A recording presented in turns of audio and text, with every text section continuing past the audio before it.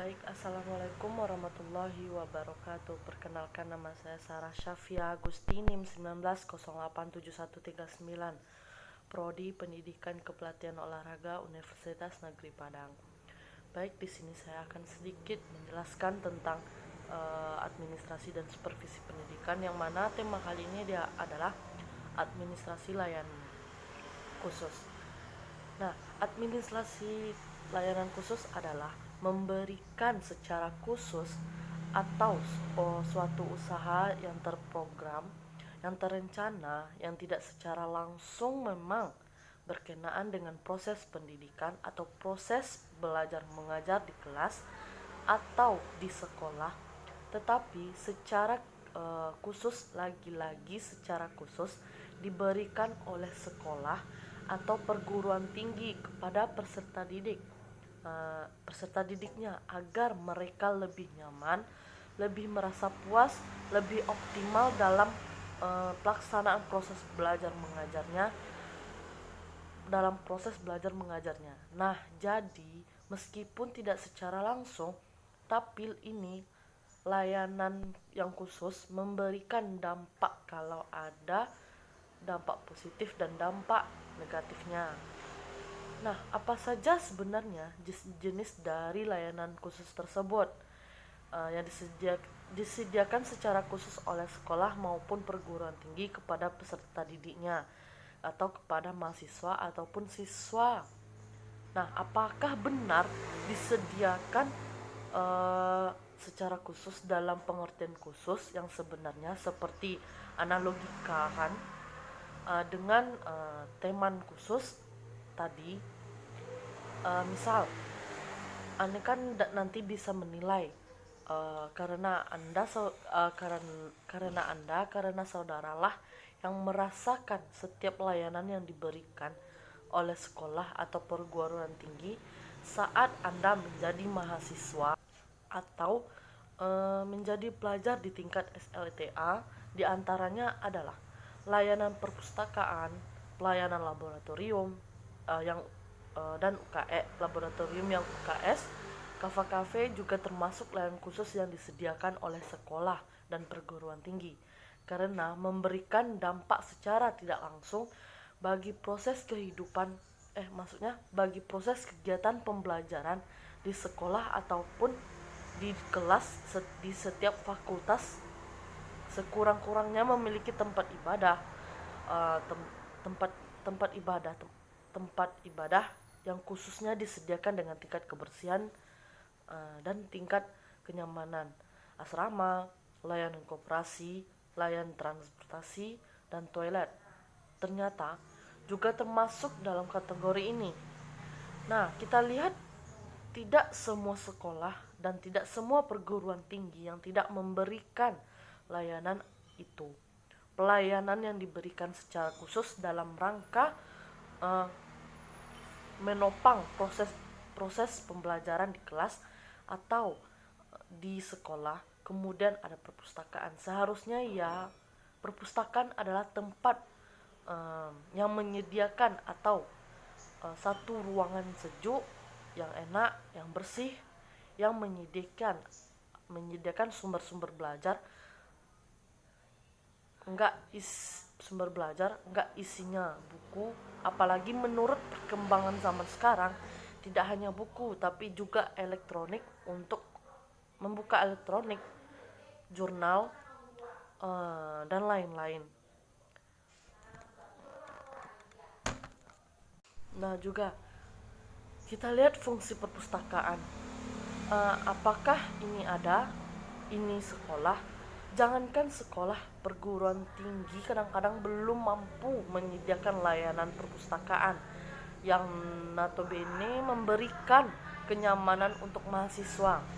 Fungsi perpustakaan apa yang kita harus tahu? Satu, fungsi pendidikan jelas, artinya memberikan kesempatan kepada siswa, kepada peserta didik, kepada mahasiswa untuk menambah wawasan pengetahuan mempelajari kembali semua materi-materi yang diperlukan, yang dibutuhkan, yang telah diberikan oleh dosen atau guru. sehingga bisa melengkapi tugasnya untuk menyelesaikan seluruh tugas yang diberikan. Nah, peserta didik yang rajin akan selalu mencari atau mendalami apa yang mereka mau sesuai yang diajarkan oleh guru atau dosen di kelas. Kemudian mereka berpindah ke perpustakaan untuk menyelesaikan semua fungsi pendidikan. Tapi kalau dengan kondisi yang kita bilang tadi mungkin kan fungsi itu terjadi.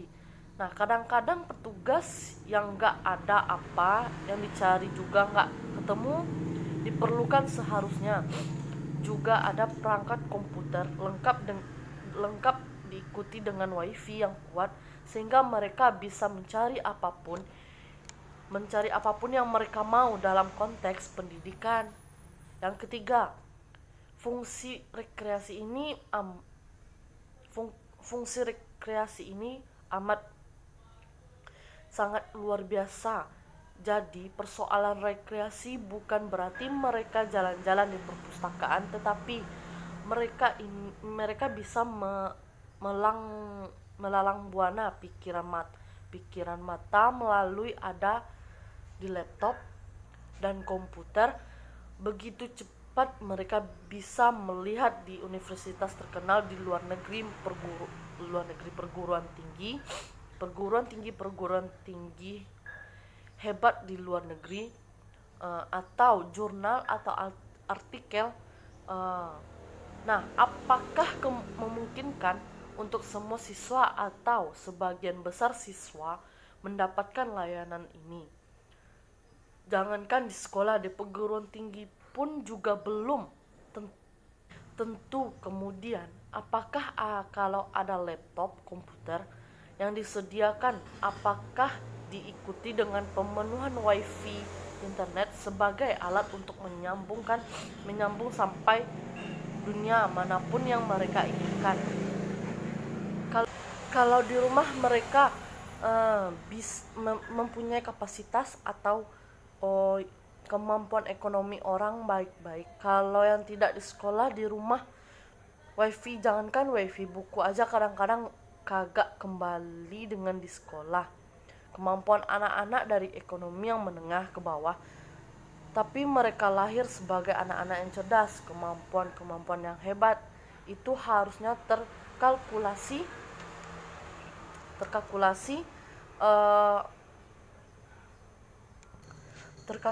dengan baik sehingga mereka bisa memenuhi hasrat dari yang tadi itu di sekolah, hingga kemampuan mereka tetap bisa berkembang sama halnya dengan mereka yang orang tuanya ekonomi menengah ke atas. Disayangkan fungsi keempat, jika permasalahan lagi-lagi kita bandingkan, jangankan untuk sekolah, untuk perguruan tinggi saja kadang-kadang belum terpenuhi, sehingga syarat dan fungsi yang kita jelaskan tadi bukan hanya let's time, tapi begitulah kenyataannya.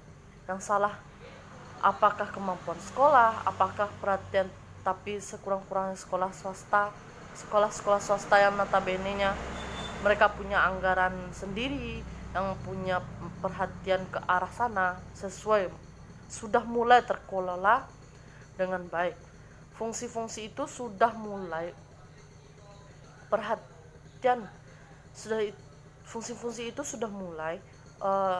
berjalan satu persatu, meski belum sesempurna apa yang berimplikasi di balik setiap fungsi perpustakaan tadi. Nah, sebagai layanan khusus laboratorium yang sama, laboratorium adalah sarana penunjang pembelajaran baik tertutup maupun terbuka yang dipergunakan oleh guru, oleh siswa untuk pelaksanaan praktikum. Namanya penyelidikan, penelitian, percobaan, pengembangan. Apalagi bahan-bahan setiap setiap perguruan tinggi harus mempunyai laboratorium sebagai sebuah layanan. Khusus sekolah atau perguruan tinggi seharusnya mempunyai layanan laboratorium yang mumpuni, karena ini adalah prospek yang dimanfaatkan untuk proses pembelajaran, mendukung proses pembelajaran. Kemudian ada UKS itu katanya adalah usaha kesehatan sekolah atau peserta didik, di mana satu layanan yang diberikan kepada semua siswa, semua peserta didik yang ada di sekolah agar mereka sehat dalam proses pembelajarannya. Ketika terjadi suatu kondisi yang membuat mereka perlu pelayanan kesehatan, mereka punya tempat tidak harus pulang atau tidak harus segera dibawa ke rumah sakit, tapi ada layanan minimal kalau memang kondisi-kondisi masih dalam frekuensi yang bisa diatasi, sehingga apa yang menjadikan peserta didik sebagai sarana utama dalam konteks sukses. Nah, pertanyaan kedua yang pertama ada petugasnya. Petugasnya siapa? Apakah memang orang kesehatan yang mengerti dengan kesehatan? Apakah ada kerjasama antara sekolah perguruan tinggi dengan tenaga kesehatan? Mereka perlu sesuatu penanganan secara khusus agar tidak salah dalam mengambil keputusan. Yang kedua, apakah obat-obatan yang menunjang ada tapi sudah kadaluarsa? Apakah dibenahi, diperbarui, dan beberapa banyak penelitian, hampir semuanya begitu. Yang ada pada yang paling obat merah, obat sakit kepala yang tanggal kadaluarsanya sudah kentara dengan tidak banyak plaster, begitu saja. Bagaimana mungkin UKS bisa menunjang proses pembelajaran kalau siapa yang sakit perut yang kondisinya begini bisa langsung segera dibawa.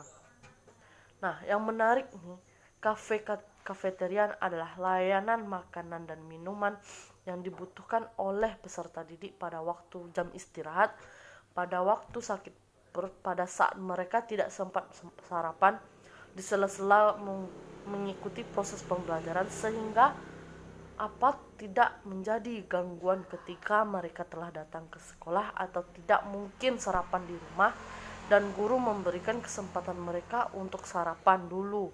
Tapi melalui strategi ini yang sudah bisa, jadi jangan sampai ini menjadi dulu, tapi melalui proses strategi proses peluang-peluang bagi siswa yang melarikan diri atau cabut, sehingga sekarang kafe-kafe dijadikan sebagai tempat mereka untuk memberikan diri atau melepaskan diri satu mata pelajaran atau mata kuliah tertentu. Duduknya lama-lama, berarti tidak ada kerjasama yang luar biasa antara pengelola kafe dengan sekolah. Seharusnya ada keterikatan antara sekolah dengan pemilik kafe. Seharusnya kafeteria itu dikelola untuk menunjang proses pembelajaran. Berikut adalah sarana ibadah. Cukup memperhatikan sebenarnya, tapi beberapa konteks, beberapa kondisi, beberapa perguruan tinggi, minimal satu fakultas punya satu musola yang dikelola. Berarti ada yang membersihkan, ada yang menjaga kebersihan musola tersebut, karena ini adalah tempat ibadah berhubungan dengan Tuhan Yang Maha Esa, dengan Allah. Jadi memang sedemikian rupa kasihan sekali kita mayoritas muslim, masa tempat ibadah tidak tersedia sarana ibadah bagi peserta. Karena peserta didik akan lebih nyaman bila ada sarana ibadah di lingkungan sekolahnya atau di perguruan tinggi atau di lingkungan perguruan tinggi, sehingga nggak perlu jauh-jauh untuk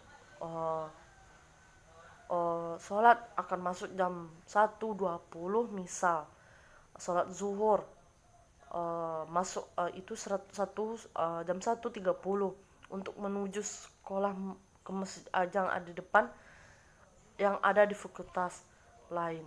Itu butuh waktu paling tidak 5 menit perjalanan ke sana, 5 menit pulang, 5 menit sekolah, 5 menit waktu, 20 menit kapan akan makan, kapan juga waktu istirahatnya, sehingga siap untuk mengikuti proses pembelajaran berikut. Nah, begitu juga dengan asrama, koperasi, transportasi, toilet yang tadi. Apakah semuanya adalah layanan servis yang sengaja diberikan kepada peserta didik agar menunjang proses pembelajaran, bukan menjadi gangguan, tetapi memotivasi mereka untuk belajar lebih nyaman, lebih giat, dan peran dosen atau guru yang di situ di lingkungan internal sekolah terlibat dengan pengelola dan pemanfaatan sarana penunjang, karena mereka yang paling tahu dan mereka juga yang nantinya akan memberikan masukan, mereka terlibat dalam kondisi mengambil keputusan yang diberikan. Nah, sekian yang dapat saya jelaskan. Wabillahi taufiq wal hidayah. Wassalamualaikum warahmatullahi wabarakatuh.